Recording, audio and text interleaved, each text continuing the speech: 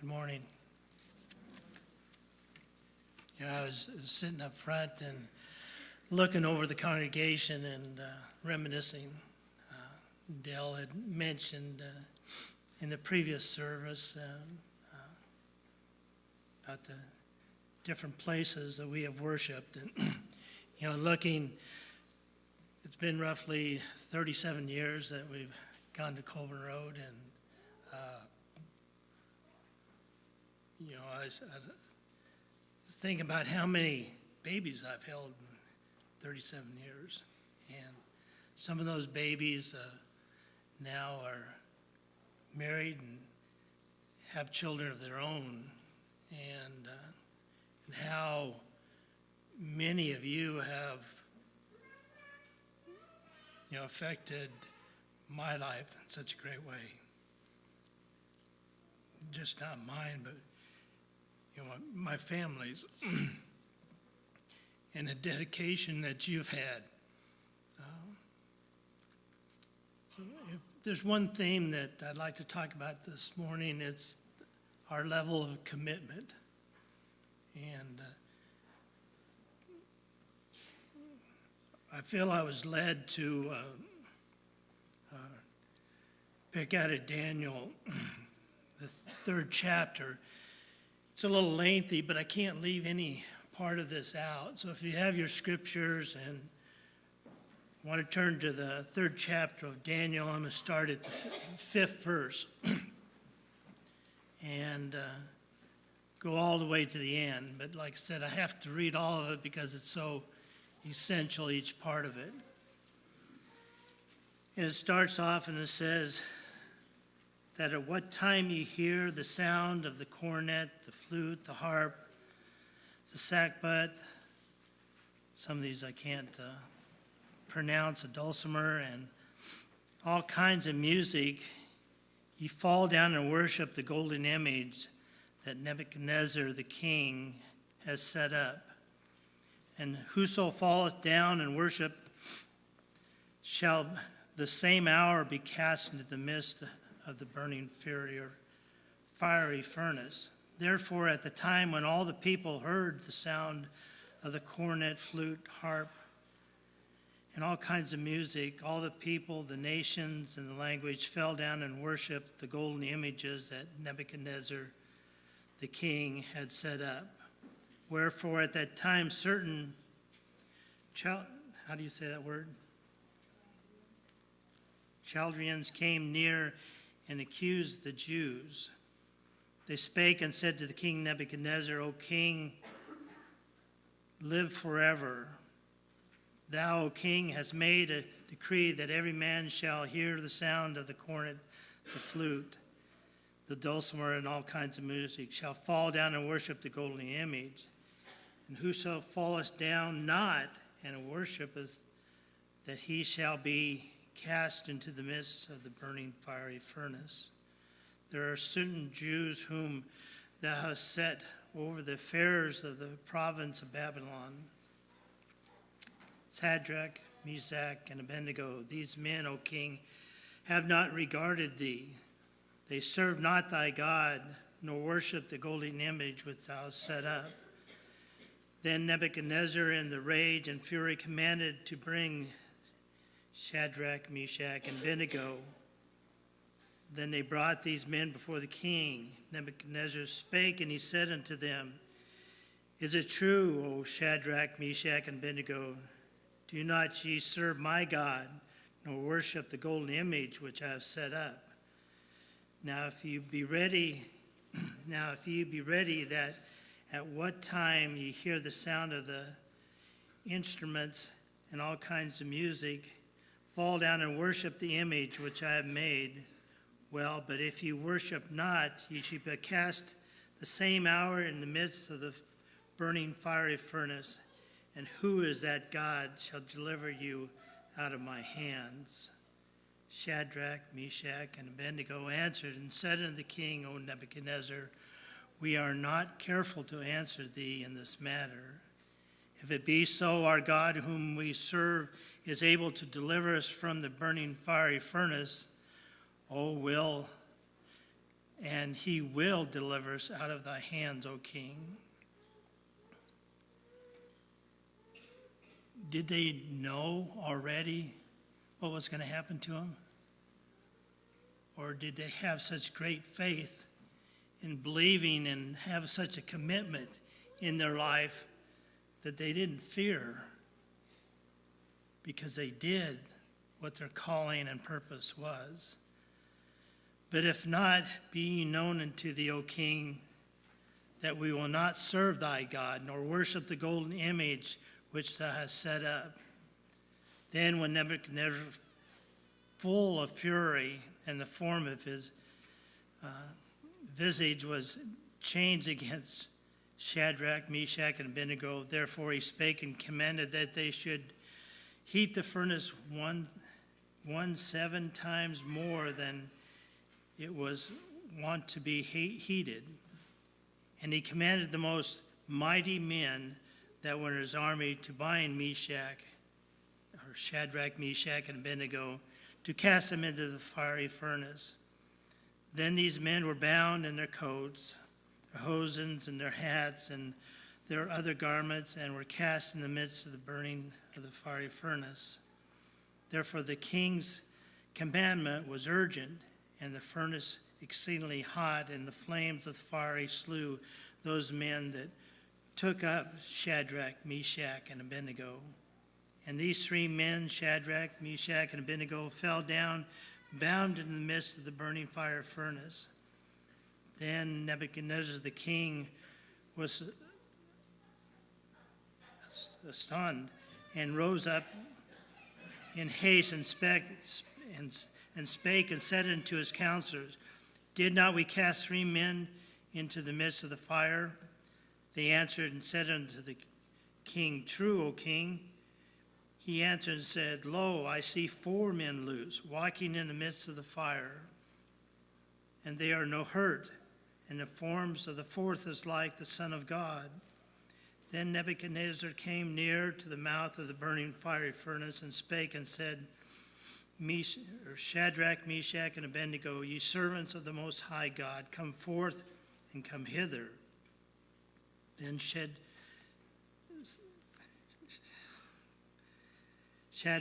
Meshach, and Abednego came forth in the midst of the fire. And the princes, governors, and captains, and the king's counselors being gathered together saw these men whom bodies the fire had no power, nor had hair of their heads singed, neither were their coats changed, nor the smell of fire had passed on them. Then Nebuchadnezzar spake and said, Blessed be the God of Shadrach, Meshach, and Abednego, who has sent his angel and delivered his servants that trusted in him, and have changed the king's words, and yielded bodies that they might not serve nor worship any gods except their own God. Therefore I make a decree that every people, nation, language would speak anything amiss against the God of Shadrach, Meshach, and Abednego shall be cut into pieces, and their houses shall be made dunghill, because there is no other God that can deliver after this sort. Then the king promoted Shadrach, Meshach, and Abednego in the province of Babylon. Where is your level of commitment? How strong is your commitment to God in this gospel?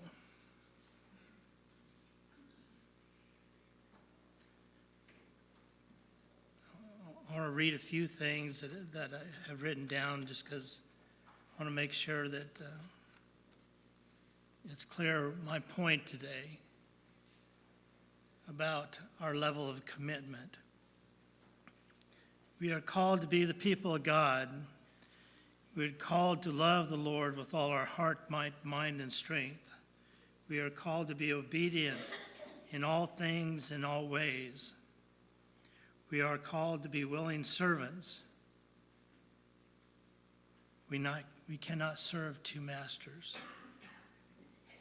We must choose this day whom we will serve, God or man. Those that have been baptized have made a covenant to serve him to the end of their very days. Many of us feel that they have a lifetime to put their lives together and prepare their lives for eternity.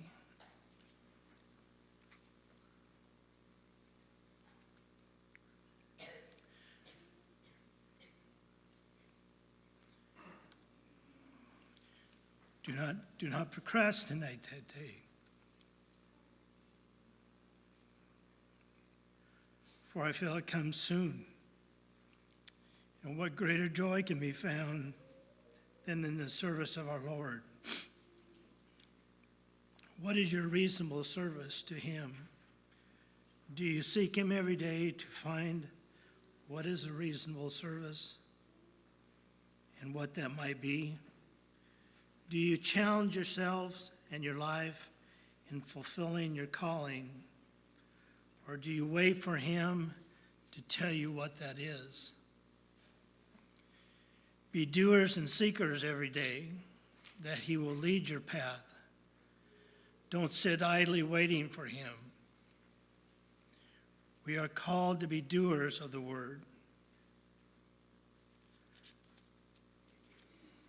So make your day a continual commitment to serve him in a way that will be pleasing to him and those around you, and both will find you faithful and more committed than that you've ever been in your life. And this goes to your God and to your family and to your spouses and to your brothers and sisters, to your job and to your family, to this family, God, and to this gospel which is yours. Don't be afraid to commit, because your decision will be one for eternity. Can you turn to Proverbs 3? I'm going to read 3, 1 through 10. You've heard this scriptures many, many times. Proverbs 3.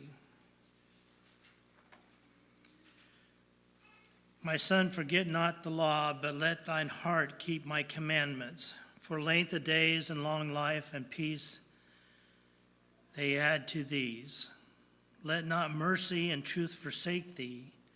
Bind them about thy neck. Write them upon the table of thine heart. So shalt thou find favor and good understanding in the sight of God. Trust in the Lord with all thy heart, and lean not on thy own understanding. In all thy ways acknowledge him, and he shall direct thy paths. Be not wise in thy own eyes. Fear the Lord and depart from evil. And it shall be health in thy navel and marrow in thy bones. Honor the Lord with thy substances, and with the firstfruits of all thy increases. So shall thy barns be filled with plenty, and thy presses shall burst out with new wine. And then can we turn to John, the 14th verse, 14th chapter.